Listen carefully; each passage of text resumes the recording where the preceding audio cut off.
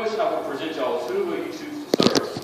You know, every day we wake up, we all make choices every single day. We decide what we want to eat, what we want to wear, what we want to date, where we're going to go for the day. You know, some people, every choice that we decide or we make has a consequence, whether it be great or small. Some of you might be where you're going to college. You want to see Greensboro, right? Okay. So you're headed off to college, and you've got a lot of decisions that you're going to have to be making. A lot of you are at a crucial point in your life where you're going to have to make these decisions, and they're going to have great impacts on your life for the future. For my wife, she has to worry about what color is her hair going to be for the week. That's just a decision she makes. But, like I said, we all make choices every single day. And I want to present to you that question, who will you choose to serve? Joshua presented the nation of Israel the same question. If you don't know anything about Joshua, he was the one that took over after Moses had passed away. Joshua was the one that led them into the promised land. He's the one that was with Moses all throughout the 40 years in the desert. He saw the nation of Israel delivered from the hand of Pharaoh in Egypt. He saw all the miracles performed. He saw God provide for the nation of Israel, bring manna from heaven, fed them with quail, their shoes and their clothes never wore out for all 40 years because they're in a covenant relationship with God. Most like what we are. We're in a different kind of covenant relationship, but they were in a covenant relationship too. And this is toward the end of Joshua's life when he was talked to the nation of Israel. He was in the valley of Shechem. I want you to imagine there's a valley right here, and on each side of the valley there's a mountain. He divided each 6 of the nations, or the tribes of Israel, he put on one side, 6 on the other side. And this is the point in Joshua's life where he's at the end of his life. He witnessed all of the mighty hand of God, the salvation of God. And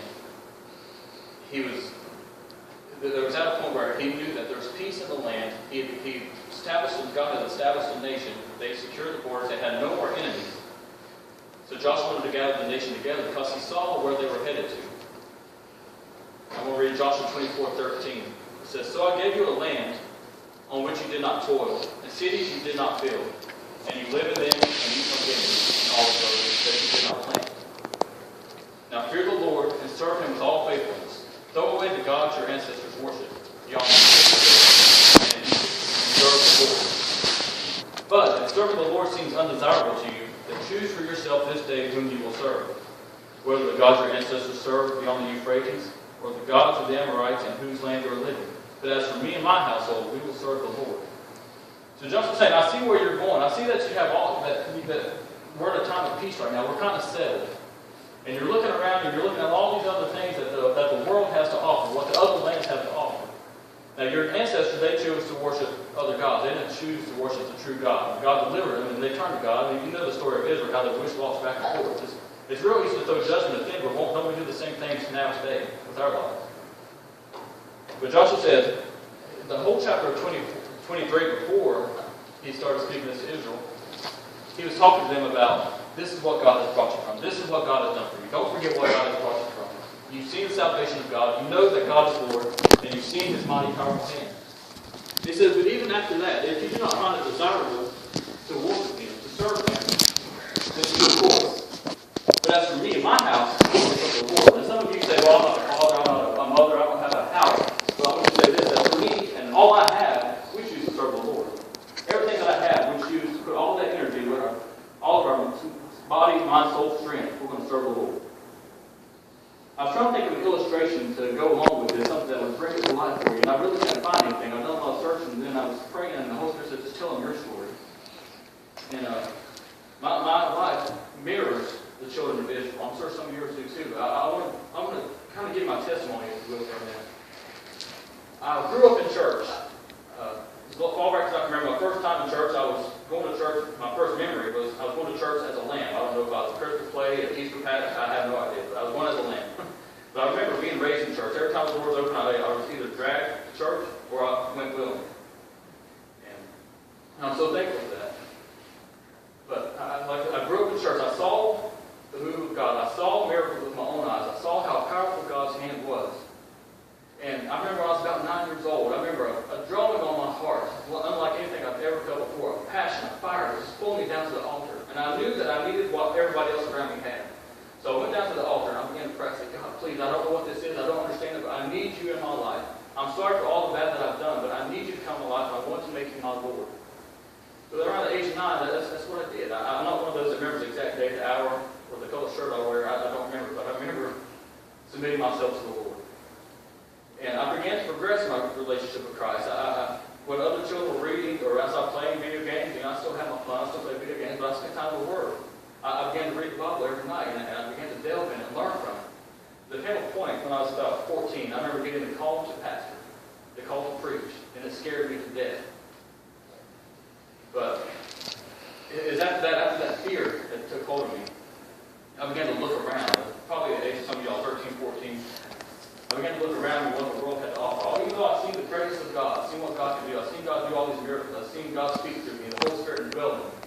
But I began to look around at what the world had to offer. And I was like, but this just doesn't feel right. When we were young, these people wore Jinkos. I don't know what you guys all be thinking. These are ridiculously big versions. Pants this big that 2 Nicholas could fit in. It's crazy. They're called Jinkos. And I wanted them so bad. And it started with that. These guys look cool wearing these tent-sized pants. I wanted them so bad. My dad no, there's no need for that. But I began to see that. And it started with that. I began to look around. And these guys are so cool. Then I began to pay attention to how they were talking and their language that they used, and they were cussing. And I began to hear them talk about things that they've done with girls. I'm like, man, I want that. That right there can fulfill me. That can take this emptiness I feel right now. I can fill it with that stuff, and I'll be just fine. So I got my pants a little bit baggier. I didn't get the big Jinkos like I wanted, but my pants got a little bit baggier. I began to sneak down into the building. I used to listen to some rock music and some rap music. I didn't understand a word they said, but I picked up the cuss words and stuff, and I could talk like them. and there for a little bit, I seemed kind of cool, but I still felt empty on the inside. I was like, well, I need something else. I need something else to fill this void within me. I don't know what to do. I don't know where to turn. And eventually, I ran off to the Air Force. I left my family. I went to the Air Force. And there for a while, I completely turned from God. I remember my first duty station, my very first night there, I drank so much alcohol that I don't remember where I was at. I remember waking up in the room, didn't know who was around me. And I felt so alone when I woke up. I felt so used. I felt so open and for lack of better words, naked, empty. I didn't have no comfort whatsoever. So what did I do? Instead of turning to God like the voice inside was saying, come to me, son. No, I decided that I was going to go get some more alcohol. And that all turned into smoking marijuana. And I talk about a kid that was raised in church as a pastor, as a father, preacher, as a father. And I was convinced myself this whole time that I could get on my daddy's salvation. I could ride his coattails, and somehow his righteousness would be good enough for me to slide on in heaven. Or maybe I thought at the last minute, before Jesus came back, or before my last minute, I'll be able to say, God, I'm sorry. And my whole life I've been able to slide in by the skin of my teeth. My sister can tell you, great, everything just kind of worked out for me. But this is one thing that would not work out for me. And I knew it. But I fooled myself. I made up in my mind, I'm going to do this my way. I know I'm called to preach. I know the salvation of God. I see where God's brought from, just like the children of Israel knew God without a shadow of doubt. And it was those decisions I made when I was about y'all's age that led to this. It didn't end there. It got worse. I went off base one time with some of my friends, and there was this guy that had been on cocaine all day. We'd been smoking marijuana, drinking alcohol, and then I went to my friend's house and was on cocaine. Now, this is in the military, where you get arrested for this stuff. Even more so than what you would here. It's serious. So we went to this apartment, and this guy that had been sniffing cocaine all day, he took a gun, a 9mm out, and he was pointing it to his head. He didn't have a round it, but he was pulling the trigger. And the whole time in my head, I'm hearing God say, get away from this, get away from this. Did I listen to that? We tried to talk, his name was Ryan. I said, Ryan, just put the gun down, man. And he got mad when we told him that. He slapped him and flipped him into the gun. He racked around. We all began to run outside, and I heard, as he pointed the gun to the back of my head, I heard it click. Luckily, he didn't kill me. God was gracious enough that he said, I've set you apart, I've called you, and even though you're out here running around like an idiot, for lack of better terms, as you're born, I'm going to preserve you. And just like that, my life could have ended. And it had all been over, I've been lost, and I would close my eyes here on this earth, and I woke up in heaven. Because it says the point for man to die once, and then comes a judgment. And if I had died then, I would have went to hell. But it didn't end there. You think that would be a wake-up call enough for me to see the hand of God on my life still yet, even though I was playing the prodigal son. But it didn't end there. It took several occasions and stuff like that. Driving from one bar 2 hours away, not even remember how I got to that place that I ended up at. I was so drunk I don't remember any of it. And then finally I had a changing point in my life. I very promiscuous. That means I slept around with a lot of women. The premarital sex. And I thought that was cool. I thought that would fulfill me.